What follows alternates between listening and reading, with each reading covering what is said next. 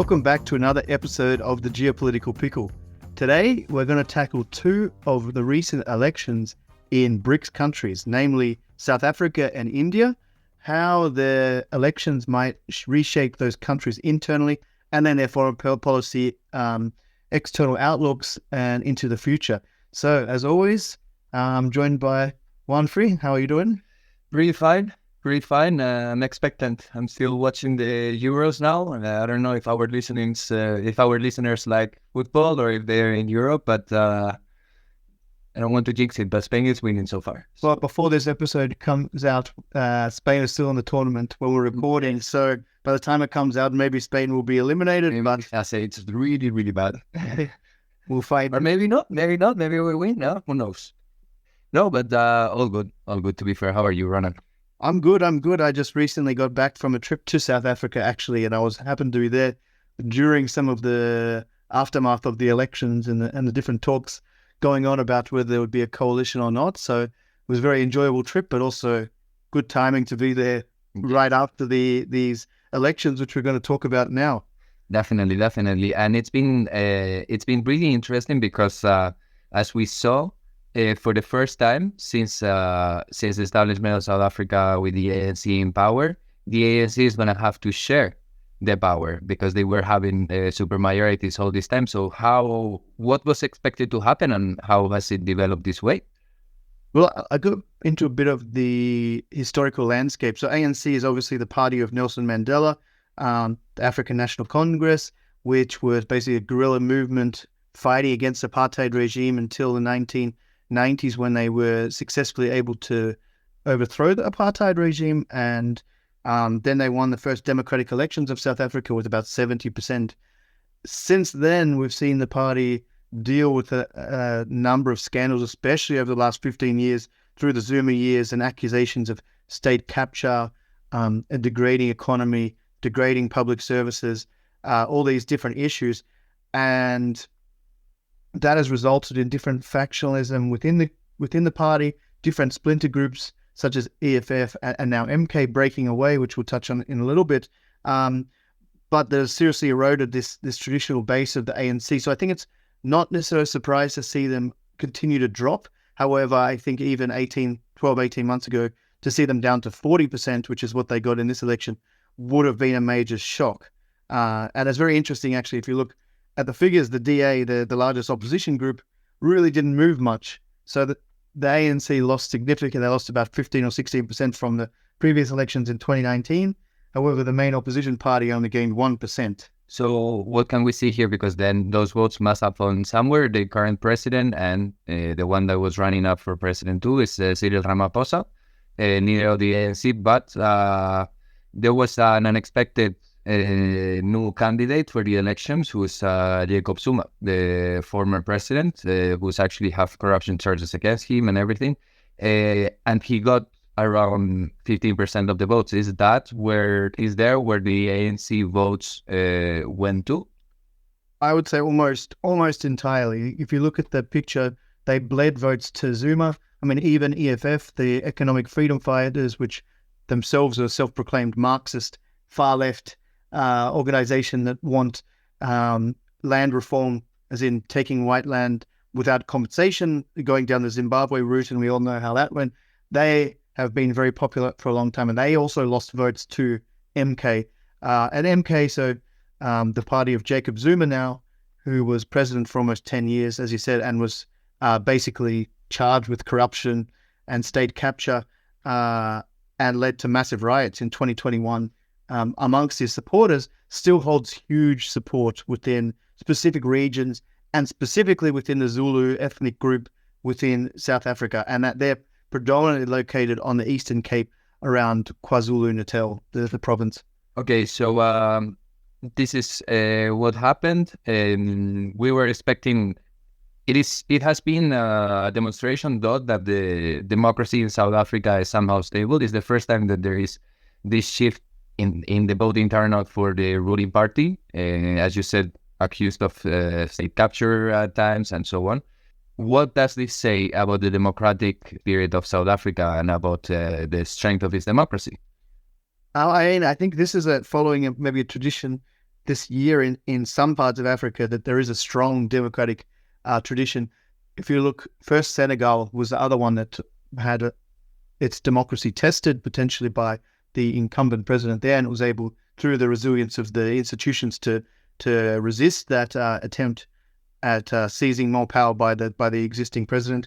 Whereas South Africa now, as you said, this is the first time the Liberation Party, the dominant party of the ANC, has been legitimately challenged and not won a majority. And immediately afterwards, Cyril Ramaphosa accepted the results.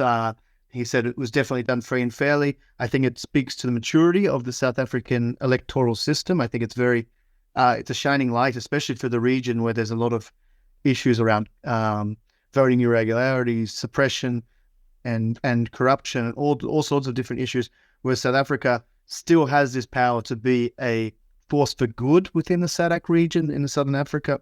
So I see it quite optimistically.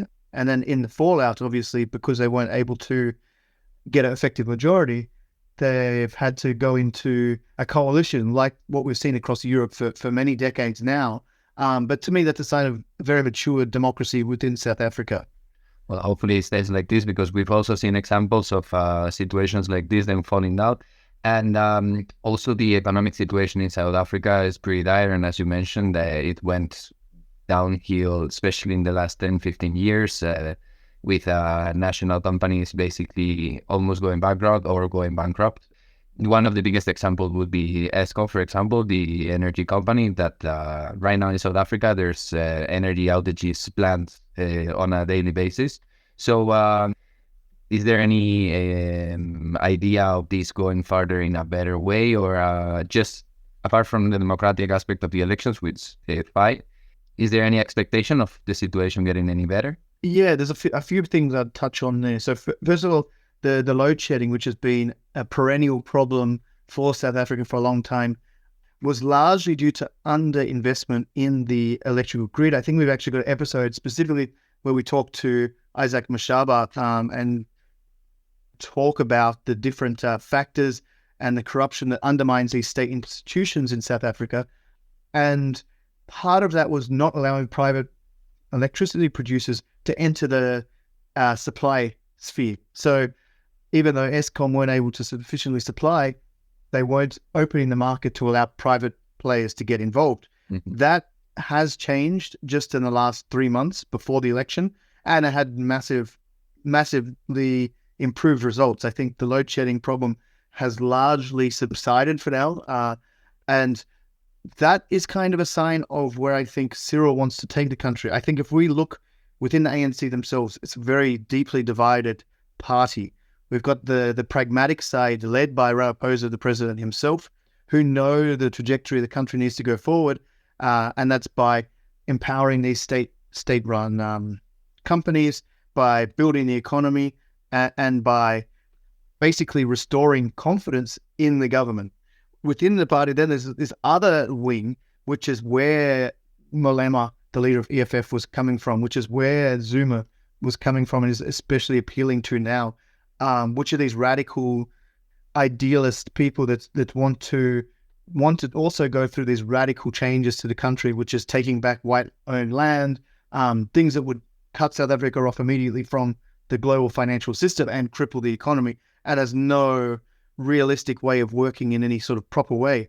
But there's still this wing within his own party, which he has been constantly fighting, and he's been slowly able to whittle away, which also involves actually having these changes to the electricity system. Because when you think about it, the underlying reason why they weren't allowing private players in was because of all the vested interests in Eskom by ministers and subordinates that were making a lot of money out of the status quo, even though it was affecting South African industry and South African financial productivity.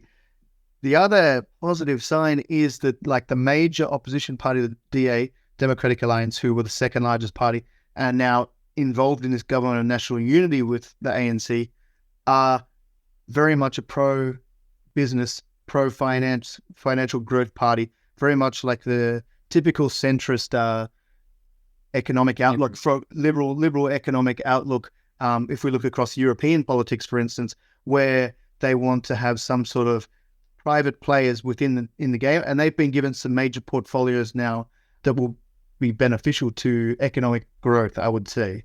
Okay, that is interesting. However, obviously, we need to take into account that the levels of corruption in South Africa are also widely known. So maybe it's also one of the things that has been lagging the economy for a long time, and the economical development and the socioeconomic development in itself. No, that is something that, has there been anything that we can point out that situation getting better? Because with ESCOM, for example, it has been a big problem. Well, so now, obviously, with this division within the government of national unity, there's not just the ANC and DA, there's about 8 or 9 minor parties involved, and the portfolios that have been given as ministerial positions are quite diverse to some of these minor parties as well. They're not only that, but there's a lot of the deputies for other traditional ANC portfolios, which are now run by the DA, for instance, for the deputy position, which gives them a lot more oversight to basically ward off maybe some of this corruption. And Cyril himself has been on a bit of a campaign to stamp out this corruption from within the party. But somewhat his hands were tied because, again, there's a very powerful group within the ANC which were benefiting immensely from this corruption and were basically trying to stop him from changing the status quo because it was profiteering from within their own party. And now this gives him the opportunity, even more so than he already was, to potentially move the country forward, stamp out some of those irregular practices and fix some of these failing infrastructure and public services. Okay, so now that we already have a picture of like the national, let's go geopolitical. South Africa has been really vocal in a couple matters lately in the last few years during Ramaphosa's rule. First one would say siding or at least having a more quiescent image of like approach towards Russia in contrast with what the West was doing. And actually the West has been pushing the South African government to have a stronger stance against Russia. However, the government in Pretoria didn't have that. Then also South Africa being really vocal against Israel in the case of the genocide in the ICJ, literally bringing up the case in front of the ICJ. Apart from their regional stand in SADC, can we perceive any future development regarding their position internationally, or do you think there's going to be a continuation? So I think if we look historically, South Africa's played kind of a balancing role similar to India, what we'll talk about later with Cameron. But basically, they have very close ties to China. That's their biggest trading partner. They also have very big trading ties to the US, the second largest partner, and they're members of AGOA, the Africa Growth and Opportunity Act from 2002, I believe, which gives them favorable access to the US markets. And then the third biggest trading partner is Europe. So they've had this very diverse group of connections. And then their ties to Russia have been through BRICS. And historically, it's very close personal ties of some members of ANC. If we look, especially the guerrilla groups who were fighting against the apartheid regime, they were trained by the Soviet Union, armed by the Soviet Union, and given some finance by the Soviet Union. So they have these personalist ties. Whereas if we look at actual figures, one of my favorite facts is that Russia actually trades less with South Africa than Czech Republic, where we live. So if you think about the relative sizes of Russia and Czech economies, and the fact that Russia is always talking about how good they are for South Africa, the evidence proves that the economic situation is not really beneficial. So I would say South Africa has then tended to play under the ANC, favor personal ties, especially over the last 2-3 years in the wake of the Russian invasion of Ukraine, over the economic benefit of the country, because it doesn't make sense to isolate you from Western trading partners to a country that you trade with less than 0.5% of your overall trade. So this is now, I would say, likely to change in some ways. The DA is very much pro-Ukrainian, and they're going to put some sort of limit and measure on the outward stance of ANC towards the conflict. Again, the Palestinian-Israeli issue is kind of a personal issue within the ANC and their close ties to the Palestinian resistance regimes. Nelson Mandela himself trained with Yasser Arafat way back here in the 1950s and 60s. So these ties go back 60 years, basically. And so they always see this close ally in the Palestinian, and also like the Israeli government was tied with the apartheid government of South Africa, so there was this resentment, maybe. There was this resentment. Exactly. So that is still going to remain. I do see them much less likely to make themselves as prominent on the international scene, being outwardly against potentially American interests, especially because, again, that's bad for economic long-term growth. It's exactly bad for business. And again, the DA, they have a range of positions within their party, as most parties do, but I think this goes from very pro-Israeli to just moderate support for either Palestine or Israel.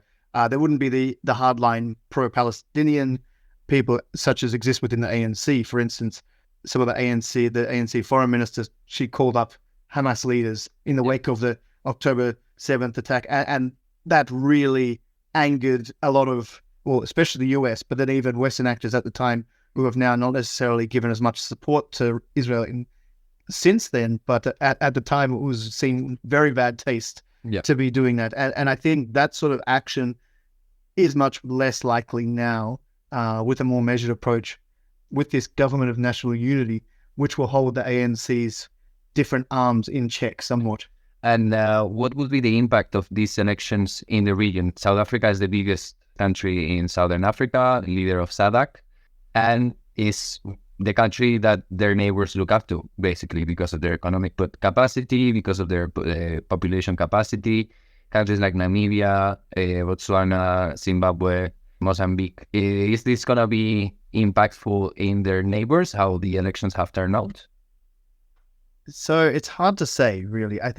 I hope so. If we look at the neighbors, for instance, Zimbabwe, there's hundreds of thousands of Zimbabweans that have come to South Africa to work and send remittances back home to Zimbabwe because their economic situation is so much better. However, ANC's long supported ZANU-PF and allowed them and facilitated them to stay in power there as the dominant party, Liberation Party. And there is the chance now that that wouldn't continue so much. They wouldn't be shielded by South Africa. There was some discontent within ZANU-PF in Zimbabwe about them joining a coalition with the DA, for instance, which I think speaks somewhat to this fear that they have that they might not be supported in the same way going forward. And maybe I think Zimbabwe were the least likely to change significantly, but then we look at even like, as you said, Namibia, Mozambique, both of those have dominant Liberation Party groups that are still governing the country now. There is now hope that you can have this democratic transition in the region. As I said, South Africa is the regional leader and hegemonic group. So there is hope. I believe that it could be that example for other countries going forward. And I mean, even for people's perceptions of African democracies, I think it's important to see, okay, this is the largest economy in Africa and it's functioning better than a lot of Western democracies. If you look at actually how the system worked and the respect that was given to the process by the different parties, with the only exception being Jacob Zuma, the ex-president who was found guilty of corruption charges and sounds familiar to maybe a US audience. I mean, would you talk? Maybe just. But he's the only one that didn't respect the results of the election.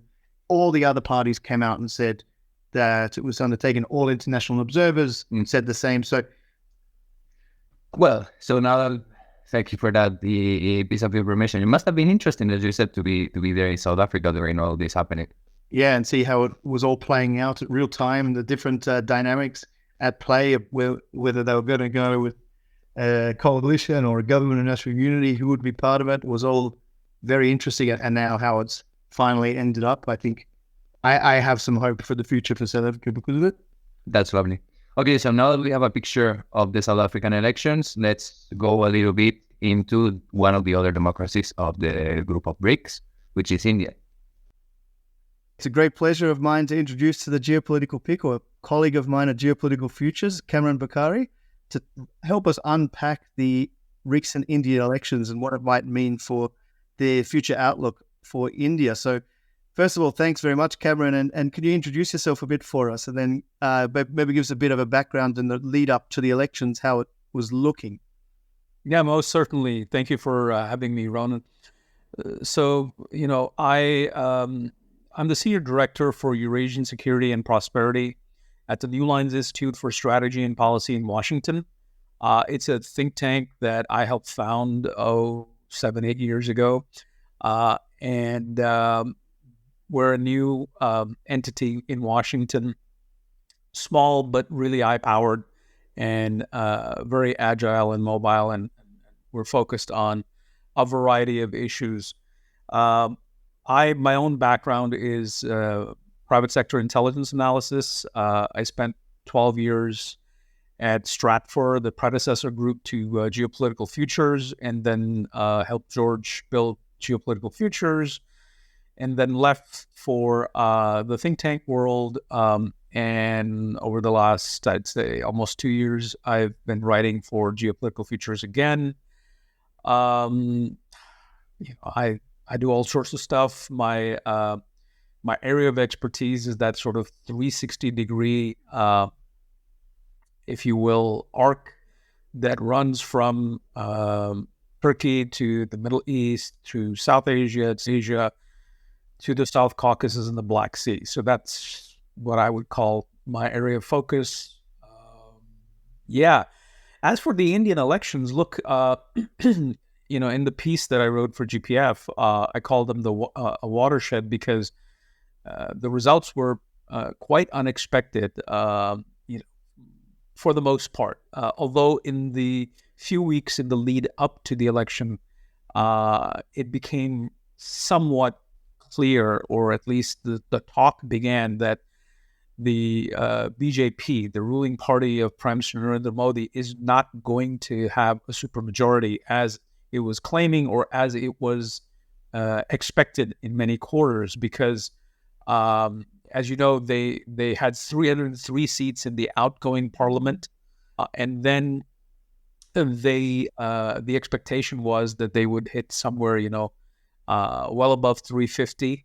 The party itself was saying, hey, we may even, cross the 400 seat mark. But that was more, hyperbole than anything else. But the shocking result is that the BJP on its own lost 62 seats or so.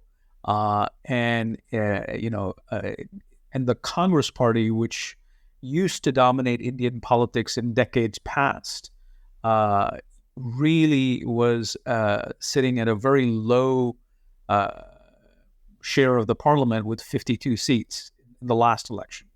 This time around, they almost doubled their seats to 99, and along with their allies who are part of the INDIA alliance, opposition alliance, they managed to take 234 seats. Now the BJP also has an alliance called the National Democratic Alliance, and they hit the 293 mark because of their allies.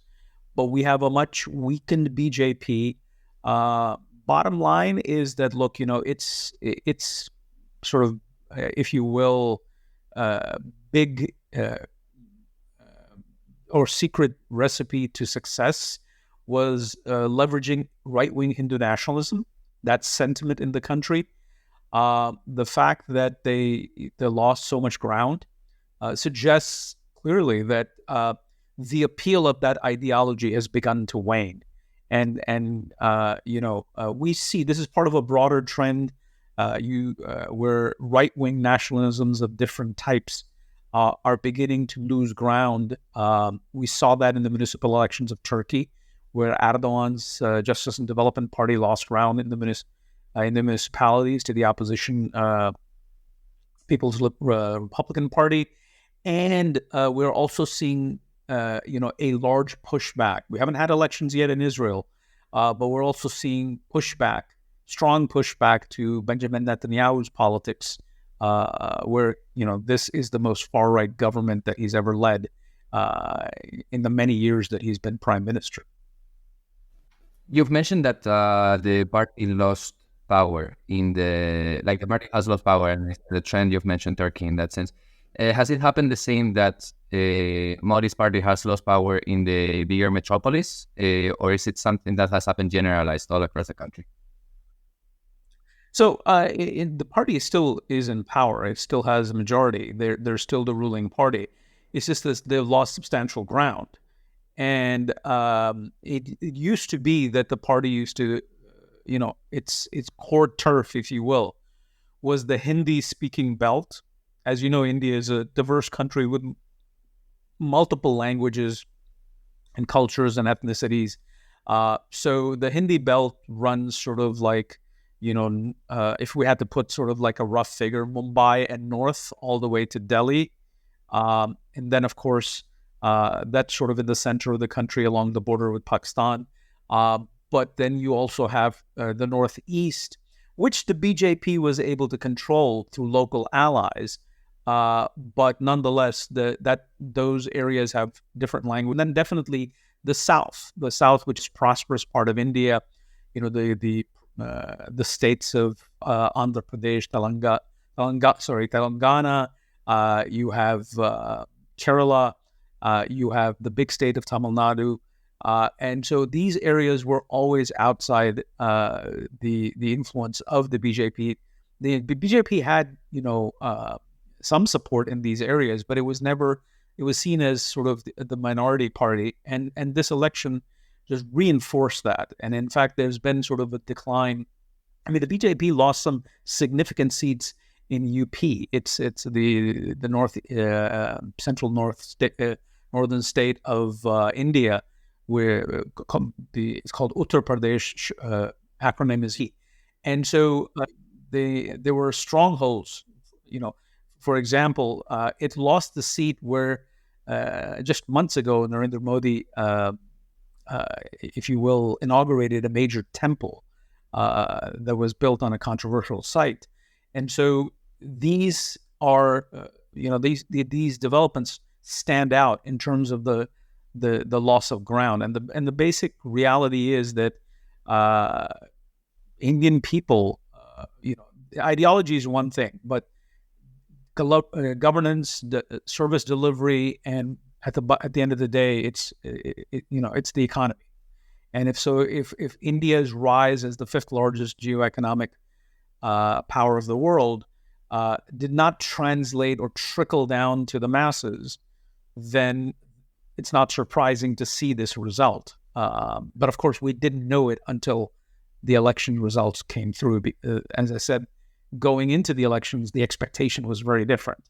But this is sort of hard evidence now that the party of Narendra Modi, the BJP, has a lot of homework to do, and it needs to be able to improve its performance on governance, create far more jobs, and of course, overall, that economic uplift of India has to somehow translate into something meaningful for the common person.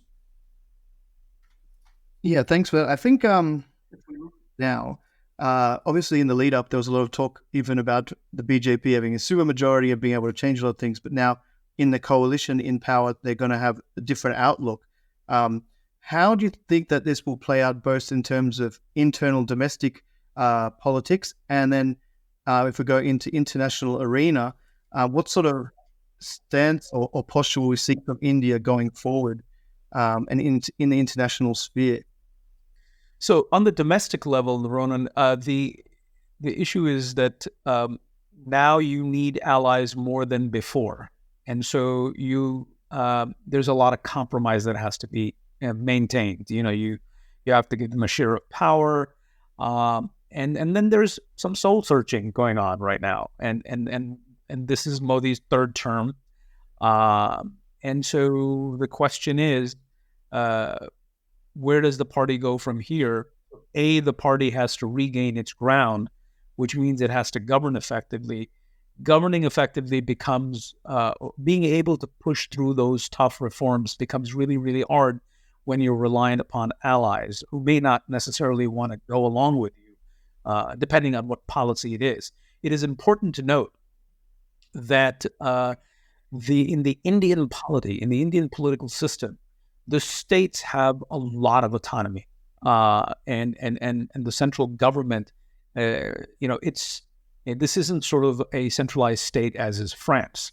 There's far more provincial state autonomy, and so the chief ministers of each state are quite powerful individuals. So there has to be some level of give and take between the center and the states and various administrative units, and then your political allies. And now add to that your sort of internal party dynamics that you have to sort of say, okay, why did this happen? And then you need to do some reshuffling so as to improve your performance, both governance and your grassroots appeal. And obviously the two go together because the more you perform, the better, popular appeal you have. But in order to sort of garner that political appeal, make sure that whatever you're doing in governance is reaching to the people, you need a team. And now it's no secret the BJP has a well-oiled political machine, but that well-oiled political machine failed to deliver in these elections. So people have to be changed. When you change people, then there's a logical dynamic there that you bring in new people. Are they going to perform? You got to keep an eye on these things. On top of that, it's not just leadership at local or regional level. It's also the national level leadership. As I said, this is Modi's third term.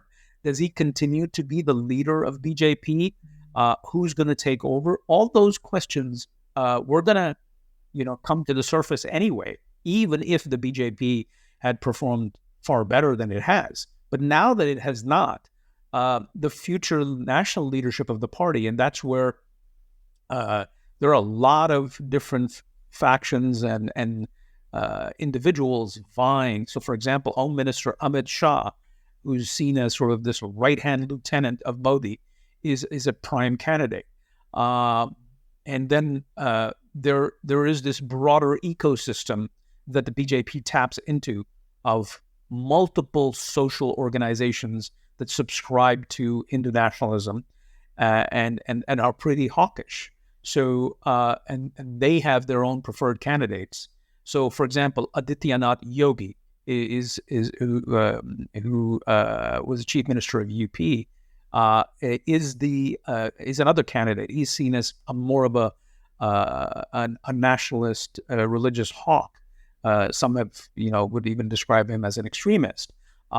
So, who comes to the fore? How does this jockeying for power between the various factions? All of these things are now going to be in play.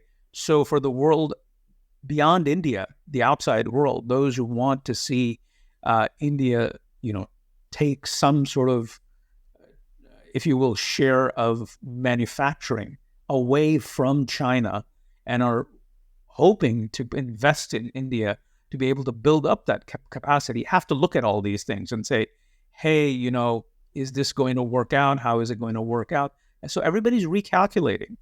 It's still very early on.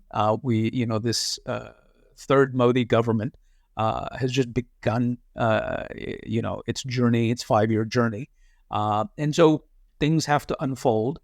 And then, of course, they have to they got used to this idea that, hey, India is rising under Modi. Modi has so much popular appeal. And now that that's not the case, not to say that he's not empowered, that he still does not have a strong majority. Look, his party, still alone took far more seats than the combined opposition together. So, he's still there. But it's not like before. And this is a jolt that the international community, outside investors, other countries who wanted to do business of some sort with India have to factor in, and they have to continue to be able to monitor the situation. So I'd say we can see three different aspects in India's immediate neighborhood, China, Pakistan, and then also adding Russia to the equation, especially since the war in Ukraine started, as India has become a hub for India has been doing business with Russia. Can we expect any changes in this kind of foreign policy of India with the new Modi's term, or are we expecting some continuity? So Modi is expected to visit Russia soon, and so we'll just have to wait and see what comes out of that.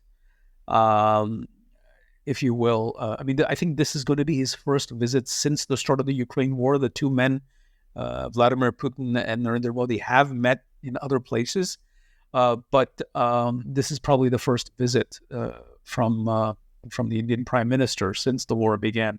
So it's going to be interesting to see what comes out of this visit. And it'll be very telling of where India is going, how Russia perceives this India with a Modi that's far more constrained domestically.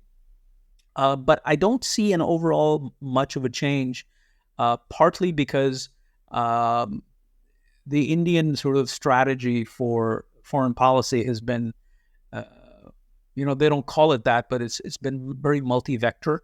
So enhance ties with the United States, enhance ties with Russia, maintain ties with Russia, enhance relations with the Gulf Arab states, enhance ties with Israel, but maintain relations with Iran at the same time, and so on and so forth. So it remains to be seen what happens at that level. But I think when it comes to the Russia, Modi also is not going to be ready for some adventurism because of his weakened position. In the past, he could have afforded to sort of either go strong or, as some of us have been sort of contemplating or expecting, that if India is watching Russia, Russia is a weakening power. And therefore, what does India do? India is so dependent on Russia for its defense needs. So even today, some 60% of all of Indian hardware, military hardware, comes from Russia. It is Russian platform. So the expectation was something I wrote about as well, is that you want to be able to plan for the future. And the plan for the future is, can you shift more towards Western platforms? We saw some of that, with the deal with the GE, General Electric, and where the General Electric would build engines, advanced engines for some fighter aircraft, light combat aircraft. I think it's called the Tejas, that India produces. And India, India's outlook towards the West has been, hey, if we're going to do business with you, then what we need is not just to buy stuff from you, full platforms ready-made. We'd like you to be able to produce these on our soil. And there comes the element of tech transfer. And there are some concerns on the part of the West that, hey, not just yet. It's not that they're taking this off the table completely, but it's too early and they don't want to go that far too quickly. So there are those concerns. So that was something that, we thought would happen. Now, I'm not so sure. Is Modi going to say, hey, do I want to make that kind of a radical move? Does it help me politically at home? And then what is the sentiment? I mean, the Indian public sentiment as far as the Ukraine war, according to sort of some polls that were conducted late last year, suggested that a good chunk of the Indian population sees the West at fault and responsible for the Ukraine war. And so that if that is the case, then does Modi sort of, with a weakened political capital at home, does he make that move to the West? I think it's unlikely, but you never know. So there is that. So there is that dynamic to keep in mind. With Pakistan, I would be surprised, if somewhat that if there was a move to improve relations with Pakistan. I think especially now with the recent activity in Kashmir, Pakistan-based insurgents, Islamist militant activity, there is sort of this fear that, hey, there was Pakistan-India relations were in a holding pattern since at least 2021 when a ceasefire was established on the line of control. And so the issue now has been that, hey, let's keep it that way. But because of that militant activity that we recently saw, and some unprecedented areas that were struck by militants, the areas that they had not traditionally targeted before, that suggests that the relationship, there's not much room for an improved relationship. But again, what exactly is the calculus of the Indian prime minister is hard to say. What is the give and take that this between New Delhi and Islamabad that will happen remains to be seen. There's another bigger conundrum, that's the Middle East, and as I mentioned, the Indians have been trying to have relations with every side. So there are the Arabs, Israel, and the Iranians. With everything that is happening in the Middle East and sort of Iran gaining the upper hand, which is exacerbating the tensions with Israel, fear of Hezbollah-Israel war, and which is not going to be contained within Lebanon on the Lebanese-Israeli border, could spread, to the greater Levant in Syria and perhaps even in Iraq. So that, is something that basically forces the Indians to recalibrate. Yeah, I think it's very interesting, actually, because obviously also on this episode, we're talking about South African elections, and the same way that India likes to potentially balance between the different actors around it, be that for India, Russia, and the West. For South Africa, obviously, they also have tight relations with China, personal relations with Russia, and then very close economic relations with the US and the EU. I just want to touch now just on potentially like India's outlook, not even necessarily related just to the elections, but as part of Quad. I know you mentioned before becoming a manufacturing hub. I know for Australia, for instance, there's been a lot of deals signed about potentially exporting minerals to India to produce batteries and things like this, to take away from China's dominance in some of the industries. Obviously, I think this must be part of Modi's plan going forward for building the economy of India. So how do you see them fitting into the Quad partnership and then the West more generally?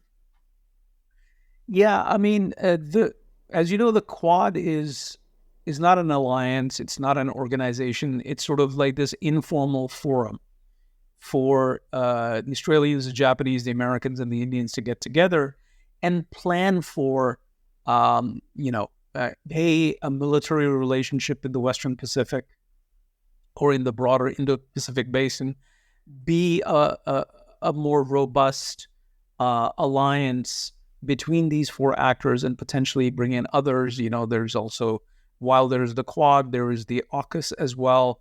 And then you have the Northeast Asian architecture involving, Japan, South Korea, and the United States. And then there is sort of Taiwan in there in the mix as well. So I think that there is a lot of room for growth here because, as I said, Quad is sort of like the common denominator where you got together. The driver is, hey, we want to counter growing Chinese efforts at hegemony. It's already a major economic power. Before it translates into military power, we need to be able to block the Chinese and sort of constrain them. But the question is how. And from if you look at India, the Indian situation is there's a lot of work that needs to be done. As I mentioned earlier, there's an expectation that China will the Indians will develop a manufacturing hub. Obviously, it's going to be slow. It's going to take a long time to develop. But if that can happen, then, you have a robust partner and alternative. But there are other players in between as well. So what is the status of the relationship between the Australian Indians? What can be done between Tokyo and New Delhi in terms of enhancing that partnership as well? So there's a lot of bilateral, multilateral activity that we'll continue to see. But again, in the light of the elections and the election results, what is it that India's Quad partners expect from New Delhi? Because it's so inward looking.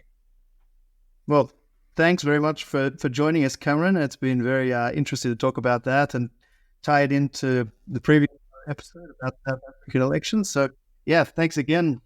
We'll see you next time on the Geopolitical Pickle. Great name. And we hope you enjoyed the roundup of the elections in India and South Africa, how that might change regional and global dynamics. I think it's really interesting. Thanks again to Cameron for coming on with us. Thanks, Juan, for being here. Thank you for being here, Ronan. And thank you all for listening. So we'll catch you next time on the Geopolitical Pickle. Ciao. The Geopolitical Pickle is created by Ronan Wordsworth and Juan Francisco Muñoz. Follow us on Instagram at The Geopolitical Pickle or Twitter at The Geopickle for more content, and follow us on every podcast platform.